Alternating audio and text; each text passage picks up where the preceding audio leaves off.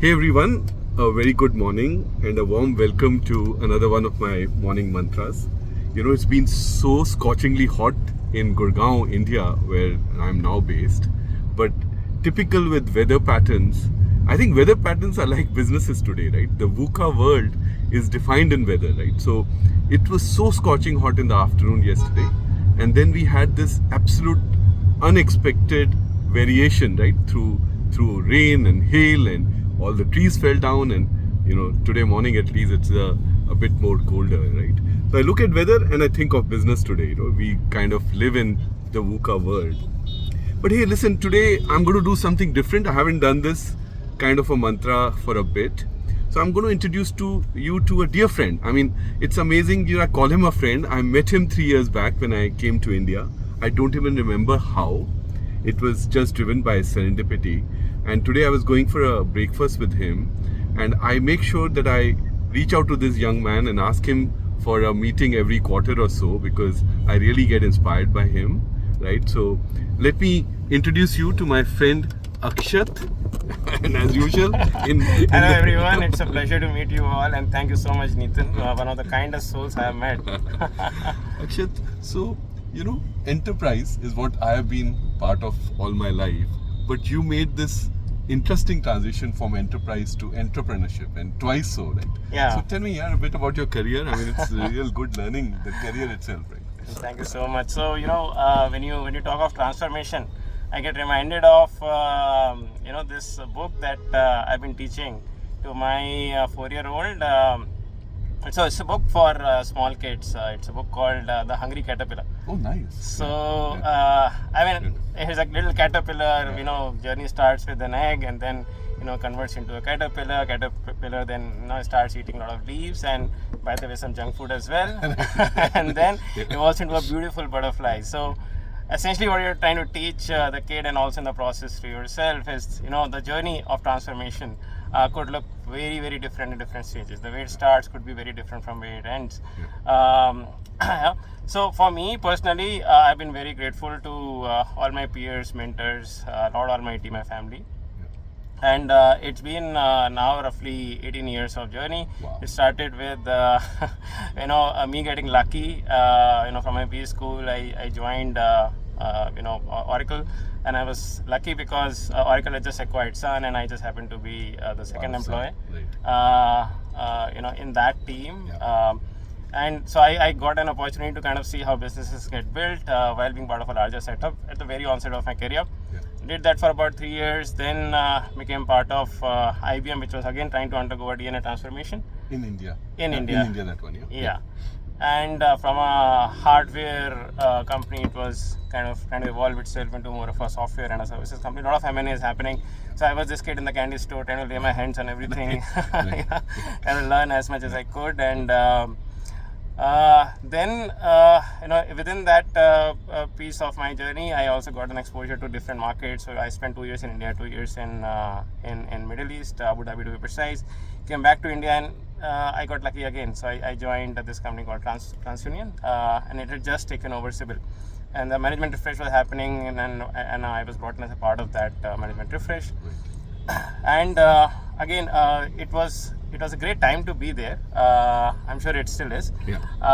But the company was about to get listed the year following, and they were trying to kind of build some new revenue streams. And I was given this responsibility. So I was this one-man army trying to do something new. Yeah. For a very, very large business, and do it really, really fast. And that's when I sometimes you realize that necessity is mother of invention, and that's so true. Yeah. So I try to kind of create value, and it so happened that I realized that there's a lot of value in store, and I might as well take a piece of it. Take the leap. Yeah. Yeah. So to the other side. Take it to the other side. Yeah. So that's when my entrepreneurial shift happened, and the year following, I kind of teamed up with some of my very dear friends and started this company called ePayLater. Built and scaled that company for over 8 years. ePayLater was India's one of the first few buy now pay later companies. Over a period of time, we pivoted. We moved from from a B2C first to a B2B only company. So that was again an transformation journey. So it was quite interesting, and over a period of 8 years, we really scaled it to over 10,000 pin codes in the country. A lot of large platforms such as B2B platforms such as Walmart, which is now Flipkart Wholesale, Metro Cash and Carry, Big Basket, and all, they partnered with us. And it was really great to be in a position where you could really see adding value to the other side, and really seeing the impact that you're creating in lives of so many small businesses. So that was quite amazing. And then came my final shift, which you asked me. So it actually started from a place of love inside me. So my daughter was born, and wow, that's nice. And I was just dabbling into the world of AI at that time, and I had just scored world number 1 on this platform called HackerRank, and I thought I can do a few things for my daughter using the skills that I have recently acquired. So I tried using some Vision AI and kind of solving a few things which would really ease my babysitting time, right? So automate a few stuff. If the kid cries, I would know while I'm working and stuff like that. Autoplay some song for her and stuff like that. All of those things. And again, over a period of time, I realized that there are capabilities that I had built as a part of that process, which are fungible, and they can be reused for a lot of other use cases. So here we are now. So we have. That's amazing. When I met you in one of these transition periods, at that stage, you said, I'm going to get into making a baby monitor. And I was so shocked, right? And I said, bless you. I mean, that itself was a learning from, SAP, Oracle, whatever, right? Enterprises to fintech to, but of course, as you said, it came from a, from a place of deep love and something very deep to you, right? So these transitions, right? How do you know that these things will work? Because you've hit two kind of ideas kind of out of the park, right? You've done well there, right? In both of these places. I've been lucky, Is it more of a gut feel, or do you do some analysis before you dive straight in? What is your mantra of, kind of getting into these new disruptive areas? No, thank you, Nathan. There are a few things, frankly, I believe that I do, something which is hard-coded in me. Possibly it was hard-coded by, in my childhood. Nature then, so I do tend to analyze. I do tend to do my homework, and I do try to be this person who tries to learn continuously. I'm open to making changes. I like to believe that everything, any new initiative always starts with a hypothesis, and any hypothesis, by the very definition, could, in fact, most likely would undergo certain changes, right? And a change, only the extent of change could be a variable, right? But hypothesis, start with the foundation, and then it changes, And for me, the other mantra of success has been, taking people together with you. I think I learn it from my industry seniors, such as the one here. But that's something which frankly, really, I feel has augmented my capacity and in a very dramatic way, and increase my likelihood of success. Again, adds to the confidence, reduces your risk of unknown, and makes it a whole journey so much enjoyable. So that's a very valid point you make. I mean, you and me connected by serendipity. I think your career has been a bit driven by, as you said, serendipity and luck, but you need to leverage that, right? When you get a bit lucky, you say, okay, I'm going to, like the shift from enterprise to entrepreneurship, you were running this new business, you leverage that capability and then leapfrogged it, right? Similar to me, I've been driven by serendipity as well, but this whole idea of making sure you continue to network and connect with people, right? Like you and me, for me, this is great learning every time I meet you. But you also just said, right, that the second kind of success mantra for you has been staying in touch with your team members, leveraging that kind of union, right? Even across your different entrepreneurial journeys, you've kind of kept those relationships. That is true. That is true.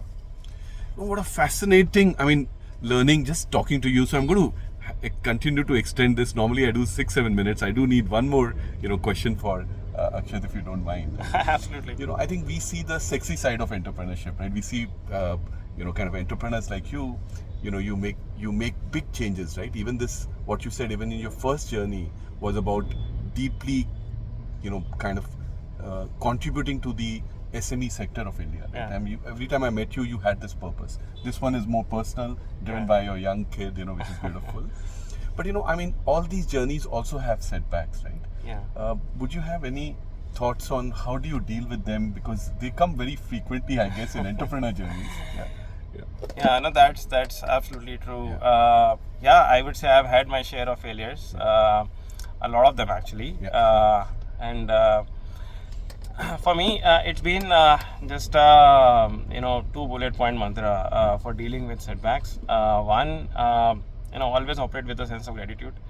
I think the fact that I grew up in a middle class setup has been very helpful for me now that I look in hindsight, because success or failure is always relative, right? So when I look at so right, so beautifully put. Yeah, please.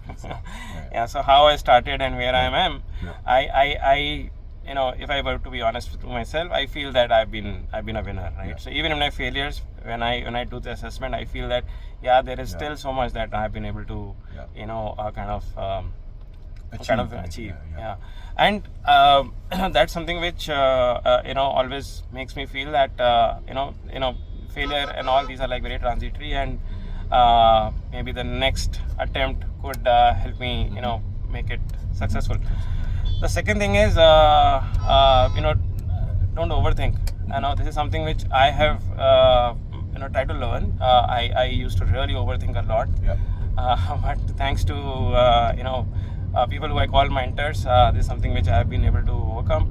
And don't really think, don't overanalyze, don't do blame games, just move on, right? It's just make sure that you have jotted down the learnings, and that's it. The third little thing which possibly could help is if you have a routine, right?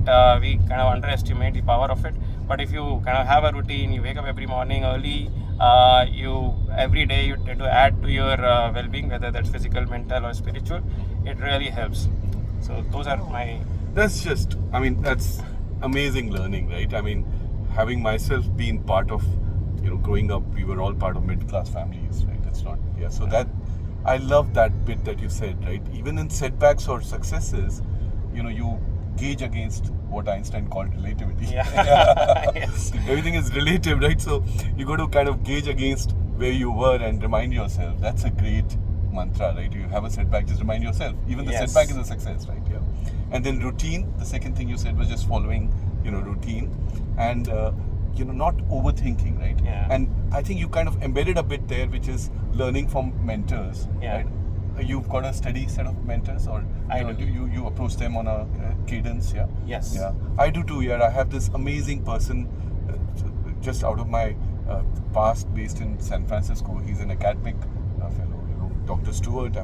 Really respect him. So I reach out to him every month, and it's just that half an hour, it kind of powers you up, right? Absolutely. You feel similarly? Exactly. Absolutely correct. Hey man, this has been amazing, Akshat. We keep this short and sweet. We make sure we wear the sunglasses despite some feedback on my channel to the contrary. Thanks for the James Bond tips. But listen, thank you so much, folks.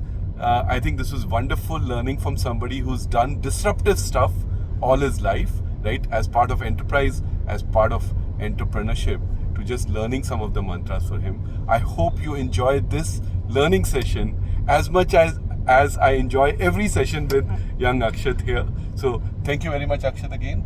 Thank you, folks, and have a great day. Bye-bye. Thank you so much, Nipai. Thanks, everyone. Bye.